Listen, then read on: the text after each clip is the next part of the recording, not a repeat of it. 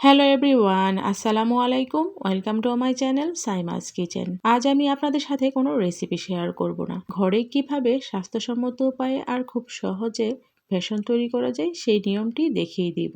বিশেষ করে আমি যেভাবে বানাই সেই নিয়মটাই দেখিয়ে দিব। সেজন্য আমি নিয়ে নিয়েছি ছোলার ডাল, খেসারির ডাল, পোলাওয়ের চাল, নিয়ে নিয়েছি মাসকলাইয়ের ডাল আর বুটের ডাল। এই সব কিছুই আমি খুব ভালোভাবে আলাদা আলাদাভাবে ধুয়ে কড়া রোদে শুকিয়ে নিয়েছি।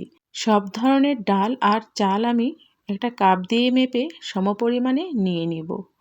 আর এই সব কিছুই খুব ভালোভাবে কড়া রোদে শুকানোর পর এভাবেই ভাঙিয়ে নেওয়া যাবে। তবে যাদের রোদের ব্যবস্থা নেই তাদের জন্য আমি দেখিয়ে দিচ্ছি। চাল ডালগুলো একটা প্যানের মধ্যে নিয়ে চুলার আঁচ একদম লো হিটে রেখে ভালোভাবে ভেজে নিতে হবে। খুব বেশি ভাজার প্রয়োজন নেই, চাল ডালগুলো যাতে একটু গরম হয়, মুচমুচে হয় সেভাবেই ভেজে নিতে হবে, যাতে ভাঙানোর সময় খুব মিহিভাবে গুঁড়ো হয়ে যায়। আর কড়া রোদ থেকে সরাসরি এনে এভাবেও ভাঙিয়ে নেওয়া যায়। আমি অল্প পরিমাণে আপনাদের দেখিয়ে দিচ্ছি, আপনারা চাইলে এভাবে বেশি করে নিয়ে বাহির থেকে ভাঙিয়ে আনতে পারেন। আবার চাইলে বাড়িতেও এভাবে ব্লেন্ডার মেশিনে ভাঙিয়ে নিতে পারেন। সামনেই রমজান মাস আসছে আর পুরো রমজান জুড়েই ভেষণ আমাদের খুবই দরকারি। এভাবে স্বাস্থ্যসম্মতভাবে ভেষণ বানিয়ে নিলে পুরো রমজান জুড়ে খাওয়া যাবে।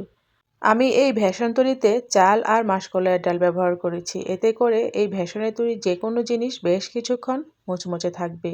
চাল ডালগুলো ভেঙে একদম মিহি গুঁড়ো হয়ে গেছে। তারপরও আমি একটা চালনির সাহায্যে চেলে নিচ্ছি। এতে করে যে শক্ত দানাগুলো রয়ে গেছে তা উপরেই থেকে যাবে।